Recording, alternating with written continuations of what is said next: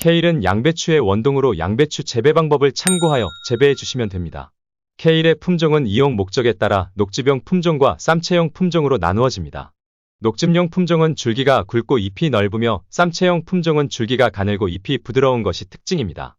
케일은 여름에 모종을 길러 가을에 수확하는 가을 재배 케일이 봄 재배보다 맛도 좋으며 품질도 우수합니다. 오늘은 가을 케일 심는 시기와 재배 방법에 대해 알아보겠습니다. 먼저 가을 케일 심는 시기에 대해 알아보겠습니다.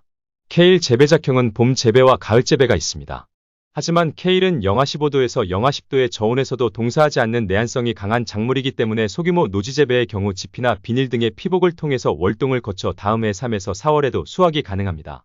케일은 온상의 종자를 파종하여 1에서 2개월간 육묘 과정을 거쳐 본엽이 4장에서 5장으로 성장하는 시기에 봄밭에 케일 모종을 옮겨 심어주시면 됩니다. 가을 재배의 경우 6월 하순에서 7월 하순 사이 육묘 과정을 거쳐 7월 하순에서 8월 하순 사이 봄밭에 모종을 심어주시면 됩니다. 작은 텃밭 경우는 모종을 키우는 과정을 생략하고 종묘상에서 모종을 구입하여 심으시는 것을 추천드립니다. 다음은 밭 만드는 방법에 대해 알아보겠습니다. 케일은 토심이 깊고 토양의 보수력이 양호한 토양에서 잘 자라며 사지량토나 점지량토가 좋습니다. 케일은 pH 6.0에서 7.0의 토양 산도에서 잘 자라기 때문에 산성이 강한 토양이라면 모종 심기 3에서 4주 전에 석회를 넣고 토양을 교정해줍니다. 케일 모종 심기 1에서 2주 전에 밑거름을 골고루 뿌리고 두둑을 만들어줍니다. 질소질 비료를 너무 과다하게 주면 세균성 썩은병 발병이 증가할 수 있으니 주의해야 합니다. 일반적으로 케일은 2줄 심기로 진행하며 두둑 너비는 100에서 120cm, 두둑 사이 간격은 30에서 40cm, 두둑 높이는 30cm가 적당합니다. 케일은 수분이 많이 필요하기 때문에 흑색 비닐로 멀칭해주면 토양의 수분 보수력이 향상되고 잡초 발생을 억제할 수 있습니다. 다음은 모종 심는 방법에 대해 알아보겠습니다. 케일은 파종하여 육묘 과정을 거친 모종이나 육묘상에서 구입한 모종을 봄밭에 심어주어야 합니다. 케일 모종의 포기 간격과 줄 간격은 40cm가 적당합니다. 케일 모종을 심을 구덩이를 만들고 구덩이에 물을 충분하게 넣어주고 심어줍니다. 케일 모종의 상측면이 지면과 수평이 되도록 얇게 정식하며 모종 측면과 토양 사이에 틈이 생기지 않도록 부드러운 흙으로 가볍게 복토해줍니다. 마지막으로 모종을 심고 뿌리가 흠뻑 젖을 정도로 충분한 물주기를 해줍니다. 다음은 물주기 방법에 대해 알아보겠습니다. 케일은 수분을 좋아하는 작물로 충분한 수분을 공급해 주어야지 즙이 많고 맵지 않으며 부드러운 케일을 수확할 수 있습니다. 케일은 모종을 심고 뿌리가 조기에 활착할 수 있도록 자주 물을 주어야 하며 토양을 촉촉한 상태를 유지하기 위해 날씨와 토양 상태를 고려하여 일주일에 1번에서 2번 정도 충분한 물주기를 해주면 됩니다. 반면 많은 강우가 있을 때 배수 불량으로 토양이 너무 과습하게 되면 각종 병해에 문제가 발생하고 초기 생육에 문제가 될 수 있으니 항상 배수 관리가 첫 번째로 중요합니다. 다음은 웃거름 주기에 대해 알아보겠습니다. 케일은 기온이 내려가서 잎이 얼어버리는 시기까지 수확이 가능하고 재배 기간이 긴 작물이기 때문에 웃거름이 필요합니다. 봄 재배의 경우 여름 장마가 지나가면 한번 웃거름을 주고 가을 재배의 경우 생육 상태에 따라 10월 초순에서 10월 중순 사이에 웃거름을 주는 것이 좋습니다. 웃거름은 포기로부터 15cm 정도 떨어진 곳에 깊이 10cm 정도의 복합비료 한 숟가락을 넣어줍니다. 웃거름을 주고 주변에 흙으로 가볍게 복토를 해주고 충분하게 물을 주면 됩니다. 마지막으로 병충해 방제에 대해 알아보겠습니다.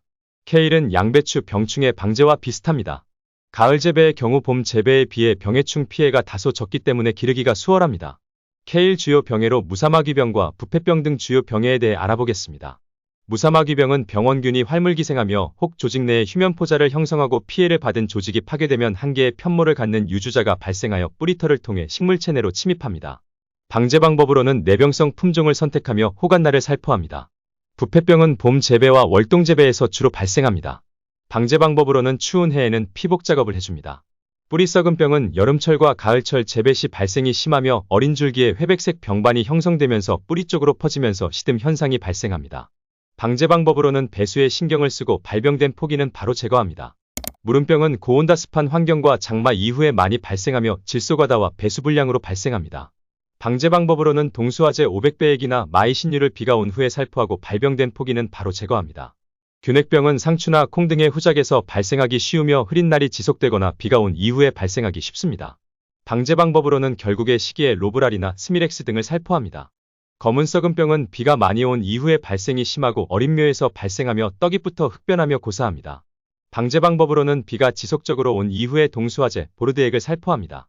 다음은 케일 주요 충해에 대해 알아보겠습니다. 배추점나방은 잎 뒷면에 기생하여 표피만 남겨놓고 식혜합니다. 방제 방법으로는 슈리사이드나 란네이트 등을 유묘기부터 살포하여 초기부터 예방합니다. 도둑나방은 먹는 양이 많은 벌레로 생육을 억제시킵니다. 방제 방법으로는 사이아녹스, 다이아지논 등을 정식 초기에 살포합니다. 배추인나비는 봄과 가을에 주로 발생하며 웨이플 식혜합니다. 방제 방법으로는 DDVP나 일반 살충제로 살포합니다.